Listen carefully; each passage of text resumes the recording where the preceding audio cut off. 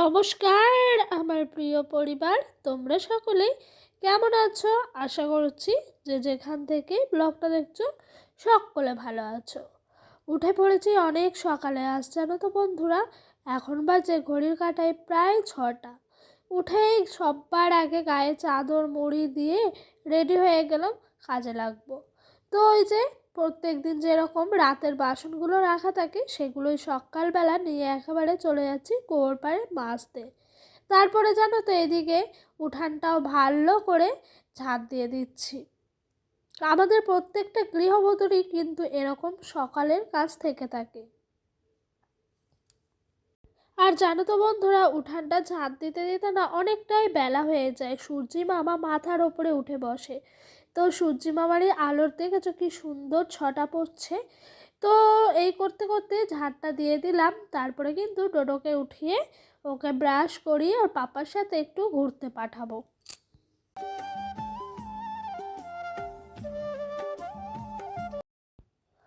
তো বন্ধুরা, সকালবেলায় ঝাঁটটা দেওয়ার আগে জানো তো দুয়ার ঘরে জলটা না আজকে দিইনি, ভাবলাম লাস্টে দেব। আর এইদিকে দেখেছো কত সুন্দর অপরূপ দৃশ্য লাগছে, একদিকে ঘন কুয়াশায় ঢাকা আমাদের পাশের এই মাঠে, আর একদিকে দেখেছো রোদ ঝলমল করে উঠেছে আমাদের বাড়ির যে কচু গাছগুলো আছে সেগুলোর মধ্যে। এই দৃশ্যটা দেখতে না সত্যি এত সুন্দর লাগছে, তোমাদেরকে বলে বোঝানোর মতো নয়। আর এই কুয়াশাটা ভারী যেন শীত শীত মনে করিয়ে দেয় বারবার। গায়ে ঠান্ডা না লাগলেও কাজের তাড়ায় কিন্তু এই কুয়াশাটাই মনে করিয়ে দেয় শীত আছে, আছি আমি শীত বুড়ো। তো বন্ধুরা, তোমাদের সঙ্গে গল্প করতে করতে এদিক দিয়ে কিন্তু আমার ঝাড়টাও দেওয়া হয়ে গেল। তারপরে ওই যে বাসনগুলো এনে রেখেছিলাম সেগুলো একটু ভালো করে গুছিয়ে গাছিয়ে নিয়ে বসবো মাজতে।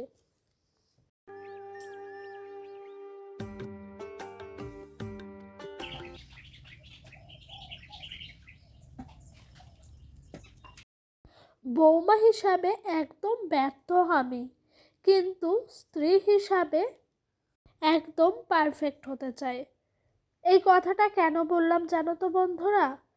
জানো তো একটা বাড়িতে যেরকম দেখো আমি বাসনগুলো গোছাচ্ছি, ঠোকাঠুকি সমস্তটাই আওয়াজ হচ্ছে, সেই রকমই একটা বাড়িতে 5টা মানুষ থাকে, 5টা মানুষের মনোবৃত্ত 5 রকম। তো যখন সেইটা চুন থেকে পান খসে একটা অশান্তিতে রূপ নেয়, তখন কিন্তু আমি অনেকের মুখেই শুনেছি আমি আসার পর নাকি এই সংসারে আগুন জ্বলে গেছে। তাই জানো তো আমি বৌমা হিসাবে ব্যর্থ, আমি পারিনি যে তাদের মন জয় করে থাকতে। কিন্তু কি বলতো, বৌমা হিসাবে ব্যর্থ হলেও আমি একজন স্ত্রী হিসাবে পারফেক্ট হতে চাই।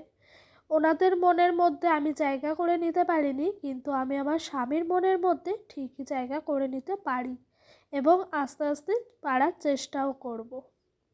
আর একটা মানুষ চাইলেই সবার কাছে ভালো হওয়া যায় না, আবার একটা মানুষ চাইলেই সবার কাছে খারাপ হয়ে যায় না। যার যেরকম মানুষটাকে নিয়ে ভাবনা তার কাছেই সেরকমই সেই মানুষটা লাগে। তো আমি জানি না সবার কাছে ভালো কিনা, কিন্তু আমার মনে হয় আমি অন্তত কিছু কিছু হাতে গোনা মানুষ থাকুক তাদের কাছে আমি ভালো থাকি। সবার কাছে ভালো হওয়ার মতো ক্ষমতা আমায় ভগবান দেয়নি, কিন্তু সবার কাছে খারাপ হওয়ার ক্ষমতাও কিন্তু ভগবান দেয়নি। তাই যেটুকু আমার কাছে ক্ষমতা আছে সেটুকু দিয়েই আমি কিছু কিছু হাতে গোনা মানুষের কাছেই ভালো হয়েই না হয় থাকি। তো অনেক কথাই বলে ফেললাম বন্ধুরা, কথা বলতে বলতে ওদিক দিয়ে আমার বাসন মাজা ধোয়া সমস্তটাই হয়ে গেল। তারপরে এইদিকে চলে এসেছি জানো তো এই যে উনানটা লেপতে। আর এই উনানটা লেপতে এলেই আমার যেন গায়ে জ্বর আসছে। কেন যেন আমি এইসব ল্যাপালোপি সংসারে কাজ করতে কিন্তু ভীষণ ভালোবাসি। এই যে দেখেছো বাঁদিকের উনানের সামনের যে ঝিকটা আছে না, সেটা কিন্তু হাত দিতে না দিতেই গুঁড়ো গুঁড়ো হয়ে যাচ্ছে। প্রত্যেক দিনই ভাবি রান্নার শেষে উনানটা ঠিক করব, কারণ রান্নার শেষে যদি উনানটা ঠিক করা হয় না তাহলে কিন্তু পরের দিন রান্নাটা করতে পারবো। না হলে এখন যদি সকালেই আমি উনানটা ভাঙাচোরা করি তাহলে কিন্তু সেই দিন আর রান্নাই করতে পারবো না।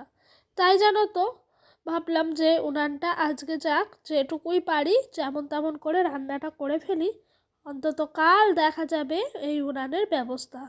মানে আজই রান্নার শেষে উনানটাকে একটা ব্যবস্থা করবই, না হলে যেন আমার উনান ল্যাপ থেকে একটু ভাল লাগছে না।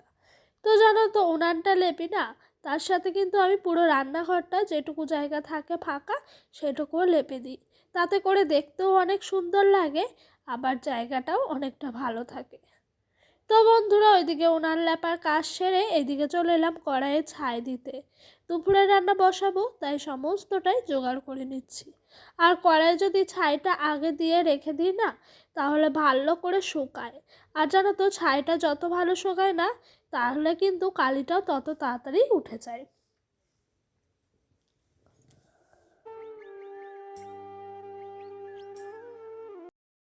তো বন্ধুরা ওইদিকে দেখেছো কড়াইয়ে ছাই দেওয়া হয়ে গেল। তারপরে দেখি বেশ কটা জামা জমে গেছে ডোডোর পাপার আর আমার। তো সেগুলোই একটু কাচবো বলে নিয়ে এলাম। আর জানো তো বন্ধুরা এখন সকাল গড়িয়ে বেলা প্রায় 9:30 বাজে, এখনও কিন্তু কুয়াশা মেটেনি, সেই কুয়াশা থেকে গেছে।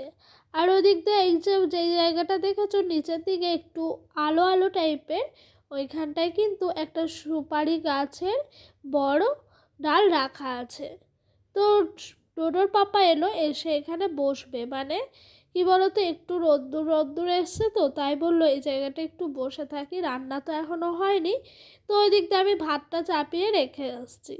তো আর বসার জো আছে, ছোট ছেলে আছে না বাড়িতে, ও এদিক ওদিক গুটি গুটি পায়ে চলে যাচ্ছে, দেখেছো আমার ক্যামেরারও সামনে চলে এসছে।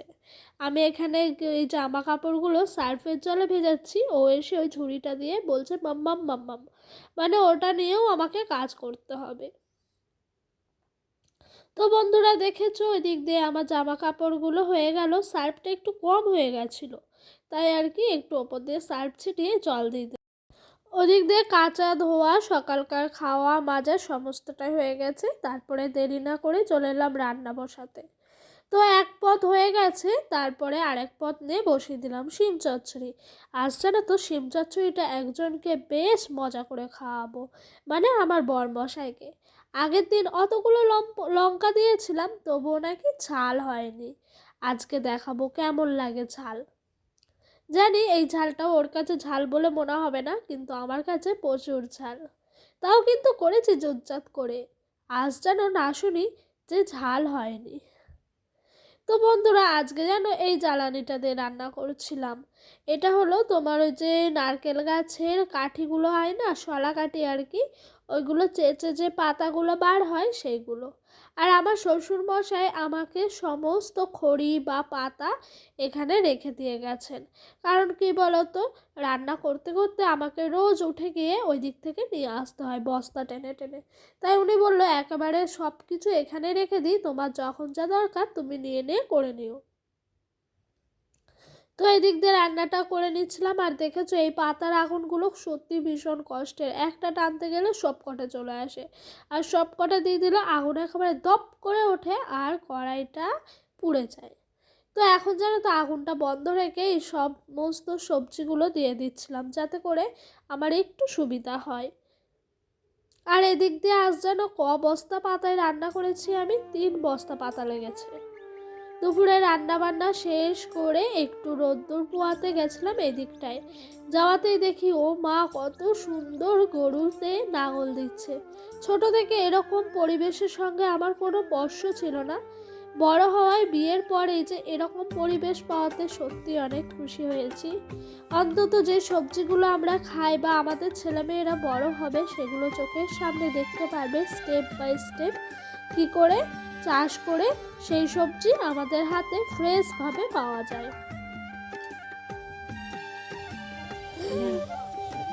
সামনে দাঁড়া করে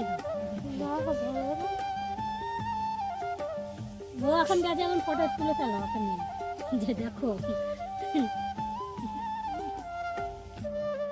এদিকে আমি ডোডো বেশ কয়েকজন লোক দাঁড়িয়ে দাঁড়িয়ে দেখছিলাম। ওইদিকে দেখা শেষ, ডোডোর বাবা হাঁক দিল ভাত বাড়ো।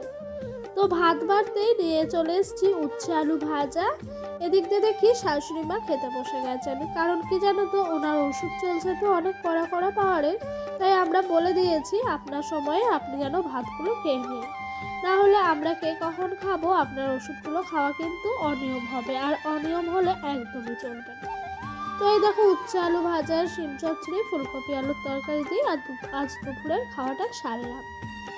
আর দেখেছো এইদিকে একটা মানি প্ল্যান্ট গাছ লাগিয়েছি। অনেক দিনের ইচ্ছে ছিল মানি প্ল্যান্ট গাছ লাগাবো, অবশেষে ইচ্ছাটা পূরণ করতে পারলাম। এখনো অবধি টব পাইনি হাতের কাছে, তাই ওই যে আমার বোতলটা ফেটে গেছে ওর মধ্যেই রেখে দিলাম। আর এদিক দিয়ে চলে এসেছি বিকেলে একেবারে খাওয়া দাওয়া শেষ করে ধোয়া মাজা করে। আর ডোডোকে ওর দাদু নিয়ে গেল একটু স্কুল মাঠে খেলা করাতে। তো এদিক দিয়ে সমস্ত আমার জামা কাপড়, ডোডোর পাপার যেসব জামা কাপড়গুলো আজকে ধোয়া কাচা করেছি সেগুলোই নিয়ে চলে এসেছি একেবারে ভাঁজ করে পরিপাটি করে সুন্দর করে রাখতে। আর জানো তো বন্ধুরা, আমার অগোছানো ঘর বাড়ি একটুও পছন্দ হয় না, তাই যতটুকু আমার শরীরে দেয় ততটুকু আমি কাজের শেষে কিন্তু প্রত্যেক দিন জামা কাপড়গুলো এভাবে টেনে টেনে সুন্দর করে ভাঁজ করে রেখে দিই। তো প্রত্যেক দিন জানো তো ডোডোরই জিনিস থাকে বেশি, কারণ ওর তো রোজ কাচতে হয় সকাল দুপুর, সেই জন্য কিন্তু ওর মোটা মোটা প্যান্ট এসবই বেশি থাকে। আর ছোট বাচ্চা তো ওর জিনিসগুলো আমি না কেচে একদমই পরাই না, সেই কারণে একটু কেচে ধুয়ে পরিষ্কার পরিচ্ছন্ন করে রাখি।